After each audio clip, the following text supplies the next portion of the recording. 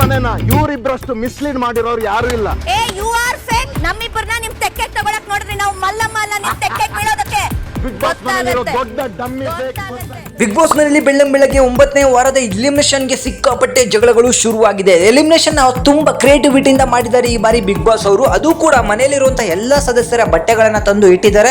ಜೊತೆಗೆ ಆ ಬಟ್ಟೆಗಳ ಮೇಲೆ ಅವರ ಫೋಟೋಗಳನ್ನು ಕೂಡ ಹಾಕಿದ್ದಾರೆ. ಸೊ ಯಾರು ಯಾರನ್ನ ನಾಮಿನೇಟ್ ಮಾಡಬೇಕು ಅವರ ಬಟ್ಟೆನ ತೆಗೆದುಕೊಂಡು ಬಂದು ಅಲ್ಲಿರುವಂತಹ ಕಲ್ಲಿಗೆ ಸೆಳೆದು ಆ ಬಟ್ಟೆ ಹರಿದು ಹೋಗ್ಬೇಕು, ಇಲ್ಲ ಕೊಳೆ ಹೋಗ್ಬೇಕು, ಆ ರೀತಿ ಮಾಡಿಬಿಟ್ಟು ಅವರು ಏಕೆ ಈ ಮನೆಯಿಂದ ಆಚೆ ಹೋಗ್ಬೇಕು ಅಂತ ಹೇಳಿ ಅವರು ಅದಕ್ಕೊಂದು ಕಾರಣವನ್ನ ತಿಳಿಸ್ಬೇಕು. ಸೊ ಆಶ್ಚರ್ಯ ಎಂಬಂತೆ ನೀವು ನೋಡ್ತಿರ್ಬೋದು, ರಕ್ಷಿತಾ ಈ ವಾರ ಪೂರ್ತಿ ಗಿಲ್ಲಿಯನ್ನ ಟಾರ್ಗೆಟ್ ಮಾಡ್ಕೊಂಡು ಬರ್ತಾನೆ ಇದ್ದಾರೆ. ಅದು ಯಾಕೆ ಅಂತ ಹೇಳಿ ಖಂಡಿತ ಗೊತ್ತಿಲ್ಲ. ಇವತ್ತು ಕೂಡ ಗಿಲ್ಲಿಯನ್ನು ನಾಮಿನೇಟ್ ಮಾಡಿರೋ ಏಕೈಕ ವ್ಯಕ್ತಿ ಅಂದ್ರೆ ಅದು ರಕ್ಷಿತಾ ಅಂತಾನೆ ಹೇಳ್ಬೋದು. ಸೊ ರಕ್ಷಿತಾ ಅವರು ಗಿಲ್ಲಿನ ಟಾರ್ಗೆಟ್ ಡೈರೆಕ್ಟ್ ಆಗಿ ಮಾಡ್ತಿದ್ದಾರೆ. ಸೊ ಇದಾದ್ಮೇಲೆ ಬರುವಂತಹ ಜಾನ್ವಿ ಅವರು ಧ್ರುವಂತ್ ಅವರ ಹೆಸರನ್ನ ತಗೊಳ್ತಾರೆ. ಸೊ ಧ್ರುವಂತ್ ಅವರು ನೆಕ್ಸ್ಟ್ ಬರ್ತಾರೆ. ಬಂದ್ ಕೂಡಲೇ ಹೇಳ್ತಾರೆ ಈ ಮನೆಯಲ್ಲಿ ಫೇಕ್ ಮುಖವಾಡವನ್ನ ಹಾಕೊಂಡಿರೋದು ಅಶ್ವಿನಿ ಮೇಡಮ್ ಅವರು ಅಂತ ಹೇಳಿ. ಸೊ ನಂತರ ಅವ್ರು ಹೇಳೋದು ಜಾನ್ವಿ ಮತ್ತೆ ಅಶ್ವಿನಿ ಮೇಡಮ್ ಇಡೀ ಮನೆಯನ್ನ ಮಿಸ್ಲೀಡಿಂಗ್ ಅನ್ನ ಮಾಡ್ತಿದ್ದಾರೆ, ಅವರಂತಹ ದೊಡ್ಡ ಮುಖವಾಡ ಹಾಕೊಂಡು ಬದುಕ್ತಿರೋರು ಬೇರೆ ಯಾರು ಇಲ್ಲ ಅಂತ ಹೇಳಿ ಅಶ್ವಿನಿ ವಿರುದ್ಧ ಮಾತಾಡ್ತಾರೆ, ಅವರ ನಾಮಿನೇಟ್ ಮಾಡ್ತಾರೆ. ಇದಾದ್ಮೇಲೆ ಬಂದಂತಹ ಅಶ್ವಿನಿ ಅವರು ಮತ್ತೆ ಏಕವಚನವನ್ನ ಶುರು ಮಾಡ್ತಾರೆ. ಧ್ರುವಂತರು ಇಲ್ಲಿ ಮೇಡಮ್ ಅಂತಾನೆ ಬಳಸಿದ್ರು, ಆದ್ರೆ ಅಶ್ವಿನಿ ಅವರು ಧ್ರುವಂತ್ ನಿನ್ನಂತಹ ಫೇಕ್ ನಾನಲ್ಲ, ನಮ್ಮಿಬ್ರು ನೀನ್ ಬುಟ್ಟಿಗೆ ಹಾಕೋಣಕ್ ನೋಡ್ದೆ, ನಾನೇನು ಮಲ್ಲಮ್ಮ ಅಲ್ಲ ನಿನ್ ಬುಟ್ಟಿಗೆ ಬೀಳ್ಲಿಕ್ಕೆ ಅಂತ ಹೇಳಿ ಡೈರೆಕ್ಟ್ ಆಗಿ ಅವನಿಗೆ ಏಕವಚನದಲ್ಲಿ ಮಾತಾಡ್ಲಿಕ್ಕೆ ಶುರು ಮಾಡ್ತಾರೆ.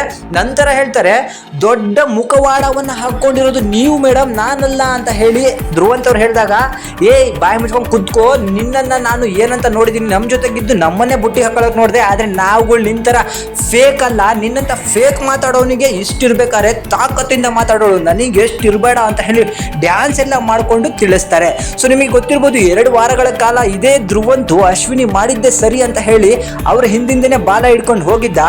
ಈಗ ಅವನ ಅಂಡು ಸುಟ್ಟ ನಂತರ ಅವರಿಗೆ ಗೊತ್ತಾಯ್ತು ಅವರು ಮುಖವಾಡ ಹಾಕೊಂಡಿದ್ದಾರೆ ಅಂತ ಹೇಳಿ. ಸೊ ಇವನಿಗೆ ಯಾವಾಗ ಸುಡತ್ತೋ, ಇವನ ಬುಡ ಯಾವಾಗ ಸುಡತ್ತೋ ಅವಾಗ ಮಾತ್ರ ಅವರೆಲ್ಲರೂ ಕೂಡ ಕೆಟ್ಟವರು, ಇಲ್ಲ ಅಂದ್ರೆ ಇವನಿಗೆ ಎಲ್ಲರೂ ಕೂಡ ಒಳ್ಳೆಯವರೇ. ಅಶ್ವಿನಿ ಗೌಡ ಮತ್ತೆ ಈಗ ಜಾನ್ವಿ ಅವರು ಕೆಟ್ಟವರಾಗಿದ್ದಾರೆ. ಸೊ ಇವನು ಯಾವ ರೀತಿ ಅಂತ ಹೇಳಿ ಅರ್ಥ ಆಗ್ತಿಲ್ಲ. ಯಾರನ್ನೇ ಆಗ್ಲಿ ಇವನ್ ಜೊತೆಗಿದ್ದವ್ರನ್ನ ನೆಕ್ಸ್ಟ್ ವಾರ ಇವನು ನೆಗೆಟಿವ್ ಆಗಿ ಮಾಡ್ಬಿಡ್ತಾನೋ, ಅಥವಾ ಅವ್ರು ನೆಗೆಟಿವ್ ಇದ್ದಾಗ ಇವನು ಅವ್ರ ಜೊತೆಗೆ ಹೋಗಿ ನಂತರ ಇವ್ರ ಬುಡಕ್ಕೆ ಬಂದ ಮೇಲೆ ಅವರ ವಿರುದ್ಧವೇ ತಿರುಗಿ ಬಿಡ್ತಾನೋ ಖಂಡಿತ ಗೊತ್ತಿಲ್ಲ. ಬಟ್ ಏನೇ ಆಗ್ಲಿ ತನಗೆ ಅನ್ಸದನ್ನ ಮಕ್ಕಕ್ಕೆ ಹೊರದಂಗೆ ಮಾತಾಡುವಂತ ಕೆಪಾಸಿಟಿ ಸ್ವಲ್ಪ ಧ್ರುವಂತ್ ಹತ್ರ ಇದೆ. ಯಾಕಂದ್ರೆ ನಾವು ಅಭಿನ ನೋಡ್ಬೋದು, ಧನುಷನ್ನ ನೋಡ್ಬೋದು, ಇವರಿಬ್ರು ಕೂಡ ಗುಮ್ಮನ್ ಗುಸುಗಳ ತರ ಇಬ್ರು ಜೊತೆಗೆ ಇರ್ತಾರೆ.